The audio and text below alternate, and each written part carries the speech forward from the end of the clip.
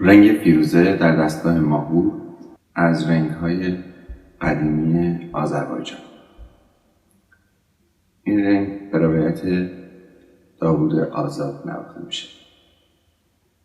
داوود آزاد متولد 1342 در ارومیه هست. او از 20 سالگی به صورت خودآموز موسیقی را فرا گرفت و با ساز تار آشنا شد. 1 سال بعد شروع به تدریس تار ستار در شهر تبریز کرد. او تمرین‌های بسیار زیادی انجام میداد و به سرعت پیشرفت کرد. در تحقیقاتی که در مورد موسیقی ردیفی ایران انجام داد میتونیم از تحقیق روی آثار غلامحسین بیکچه‌خانی نام ببریم که ماحصلش 2 آلبوم، یکی به نام عشقی و یکی به نام مکتب تار تبریز هست که دومی خیلی نزدیکتر هست به شیوه غلامحسین بیکچه‌خانی. همچنین سراغ مرتضی آقاخان نیدابود و آقا حسین قلی هم رفت و تحقیقات زیادی در این مورد کرد. همچنین ستار سعید هرمزی رو بررسی کرد که محصلش آلبوم به یاد هرمزی بود. در آواز هم روی آواز اقبال آذر و طاهرزاده کار کرد. همچنین قمرملوک وزیری محصل تلاش‌هاش در مطالعه قمرملوک وزیری و نیدابود آلبوم در بهار امید هست. او همچنین آلبوم هایی رو با حال و هوای موسیقی خانقاهی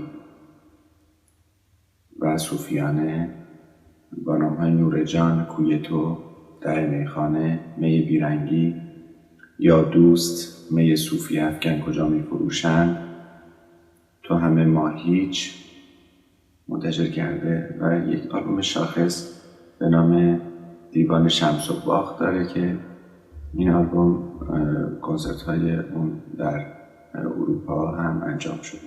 داوود آزاد اولین موزیسین ایرانی هست که در مالت، باهاما و رادیو کلاسیک اتریش موسیقی ایرانی اجرا کرده و همچنین اولین سخنران در رابطه با موسیقی ایرانی در دانشگاه آکسفورد هست.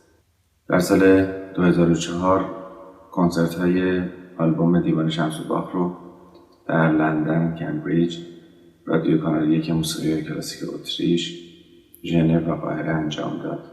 در سال 2007 کنسرت های زیادی در اتریش، سوئیس، اسکاتلند، فرانسه، کانادا، استرالیا، فستیوال مولانا در ترکیه و همچنین در لندن اجرای به نفع مردم لبنان انجام داد.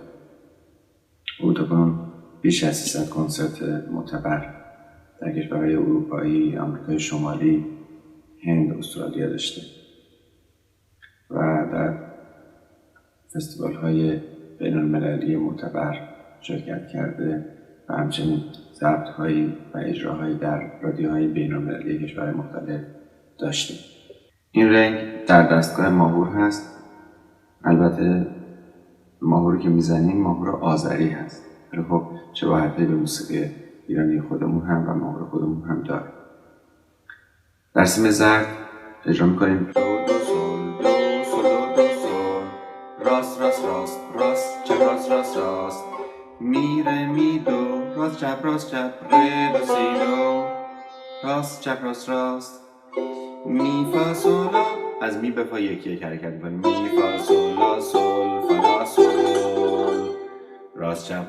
راست چپ راست را ریز، ره می فا سول فا می سول فا، مزرابا و انگشت گذاریم مثل قبلی.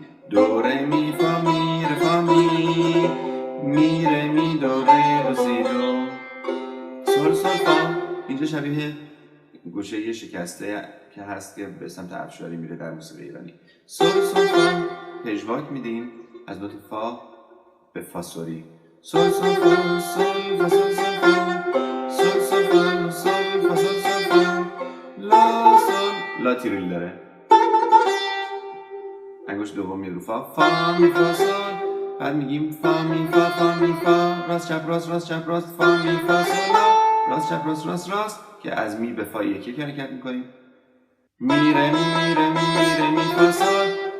اینجا ره دیز هست که همون می بمول و مشترک هستن در یک پرده.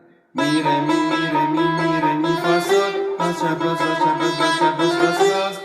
انگشت دوم یه دو سول، فا دیز میشه. سول فا سول سول فا سول سول سول. این حالت رو در موسیقی ایرانی هم ما در برخی قسمت ها داریم. سول سول فا سول سول فا سول سول سول. اینجا سول فا سول بعدی تند هست، حالت دوراب به خودش میگیره. سول فا سول سول فا سول راست چپ راست راست چپ راست راست چپ راست سریع به صورت دوراب. انگشت اول میاد رو لا، یه دوراب روی لا سی و دوم زمین لا سی راست چپ راست. انگشت سوم میاد رو می ره می دو ره دو سی دو دو سول رو با هم میگیریم. یه ریز تک. این قطعه رو با سرعت 90 اجرا میکنیم. این قطعه دو ضربه ترکیبی یا همون 6/8 هست.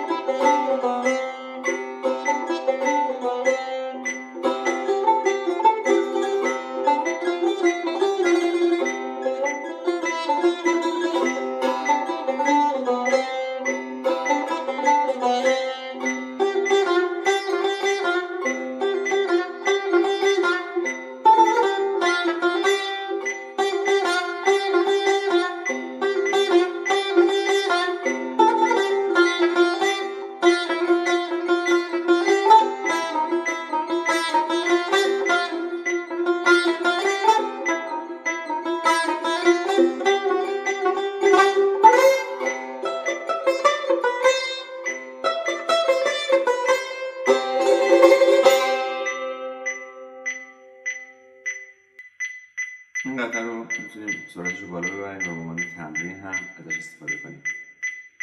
به عنوان در حال حاضر با سرعت 160 اجراش میکنیم.